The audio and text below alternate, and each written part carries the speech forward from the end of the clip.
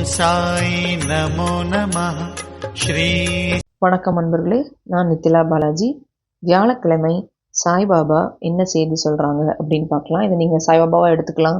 சிலர் வேற யாரையாவது மனசார குருவாக நினச்சிட்ருக்கீங்க அப்படின்னா அந்த குரு உங்களுக்கு பதில் சொல்கிறாங்கன்னு நினச்சிக்கோங்க. பொதுவாக வியாழக்கிழமைனாலே குருவுக்கான நாள் தான். அப்போது நீங்கள் யாரை மானசீகமாக குருவாக நினைக்கிறீங்களோ அவங்க உங்களுக்கு பதில் கொடுக்குறாங்க அப்படின்னு நீங்கள் இதை ஏற்றுக்கலாம். பாபா இப்போ இதில் என்ன சொல்லியிருக்காங்க அப்படின்னு பார்த்தீங்கன்னா, நீங்கள் ஒரு வேண்டுதல் வைக்கிறீங்கல்ல, ஒரு விஷயம் பாபாட்ட கேட்குறீங்கல்ல, ஆனால் அவர் வேறு ஏதாவது உங்களுக்கு ஒன்று கொடுத்துருக்கலாம். நீங்கள் நினைக்கலாம், நான் இதை கேட்டேன் அவர் அதை கொடுத்துட்டாரு அப்படின்னு. ஆனால் பாபாவுக்கு தெரியும் உங்களுக்கு என்ன கொடுக்கணும், எது உங்களுக்கு சரியாக இருக்கும். எப்போவுமே சொல்லுவாங்கல்ல, நம்மளோட பிளான் ஒன்றா இருக்கும், ஆனால் கடவுளோட பிளான் வேறு மாதிரி இருக்கும்னு. அதே தான் சமீப காலத்தில் யாராவது நான் ஒன்று நினச்சிருந்தேன் ஆனால் எனக்கு வேறு மாதிரி நடந்துருச்சுன்னு நினச்சிங்கன்னா அதை நினச்சி கவலைப்படாதீங்க. அது நல்லதுக்கு தான்.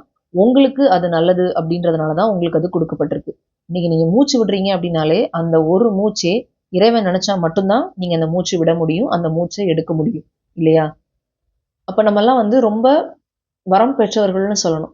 டெய்லி காலையில் எந்திக்கிறீங்க, மூச்சு விடுறீங்க, உங்களை நீங்கள் பார்க்குறீங்கன்னாலே அந்த நாளுக்காக நன்றி சொல்லுங்கள். எத்தனையோ பேருக்கு நீங்கள் பார்க்குறோம் இல்லையா, ஒவ்வொரு நாளும் எத்தனை பேர் நோய்வாய்ப்படுறாங்க, எத்தனை பேர் மரணம் அடைகிறாங்க. பிறப்புன்றது தான், இறப்பு ஒன்று கண்டிப்பாக இருக்க தான் செய்யும். ஆனால் இன்றைக்கி நம்ம மூச்சு விடுறோமா, அந்த நாளுக்காக நன்றி சொல்லுங்கள்.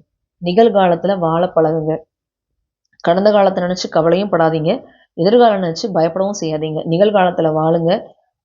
துணை உங்களுக்கு எங்கேருந்து வரணுமோ அங்கேருந்து வரும் அப்படின்னு பிரபஞ்ச சக்தி, இறைவன், குரு எப்படி வேணாலும் எடுத்துக்கலாம், அவங்ககிட்டேருந்து வர்ற செய்தி. அடுத்தது பார்த்திங்கன்னா, ரொம்ப செழுமையோடும் வளமையோடும் சீக்கிரமாகவே ஆசீர்வதிக்கப்படுவீர்கள் அப்படின்னு. அப்போ யாராவது பணப்பிரச்சனையில் இருக்கேன், கடன் பிரச்சனையில் இருக்கேன், இல்லை இவ்வளோ உழைப்பை போடுறேன், எனக்கு அதுக்கான ஊதியம் வரல, அதுக்கான ப்ராஃபிட் வரலன்னு கவலைப்பட்டுட்டு இருக்கீங்க, கவலைப்படாதீங்க. சீக்கிரமே நீங்கள் நினச்சதை விட பன்மடங்கு பல்கி பெருகி வளமையும் செழுமையும் உங்களை சேரப்போகிறது. இது குருவின் வாக்கு, பிரபஞ்ச சக்தியின் வாக்காக நீங்கள் எடுத்துக்கலாம். இந்த பதிவை பார்க்குறவங்க ஓம் சாய்ராம்னு கமெண்ட் பண்ணுங்கள். எத்தனை பேர் ஷீரடி போயிருக்கீங்க அப்படின்ற அனுபவத்தையும் நீங்கள் கமெண்ட்டில் சொல்லலாம். ஷீரடி போனால் மட்டும்தான் பாபாவோட இது அப்படின்னு நான் சொல்ல வரல. அருகில் இருக்கிற பாபா கோயிலுக்கு நீங்கள் வார வாரம் போகிறீங்க, தினம் போகிறீங்கன்னா பெரிய விஷயந்தான். ஆனால் சிலருக்கு ஷீரடி போயிட்டு வந்ததுக்கப்புறம் அவங்களுடைய வாழ்க்கையில் எப்படி திருப்பதி போனால் திருப்பம் வருன்றாங்களோ, அது நிறைய பேர் ஷீரடி போயிட்டு வந்ததுக்கப்புறம் சில மாற்றங்கள் ஏற்பட்டிருக்கு வாழ்க்கையிலன்னு சொல்லுவாங்க. ஷீரடி போகணும்னு நினச்சதுனாலேயே மாற்றம் ஏற்பட்டதா சிலர் சொல்லுவாங்க இல்லையா? அதே மாதிரி ஷீரடி அனுபவம் இருந்தால் அதையும் நீங்கள் கமெண்ட்டில் தெரிவிக்கலாம். மற்றொரு பதிவில் சந்திக்கிறேன். புத்தாண்டு வரப்போகுது இல்லையா? எல்லோருக்கும் இனிய புத்தாண்டு நல்வாழ்த்துக்கள். அட்வான்ஸ் நியூ இயர் விஷஸ் நான் இங்கே தெரியப்படுத்திக்கிறேன். உங்கள் எல்லாருக்குமே கிறிஸ்மஸ் நல்வாழ்த்துக்களையும் சேர்த்து தெரியப்படுத்திக்கிறேன்.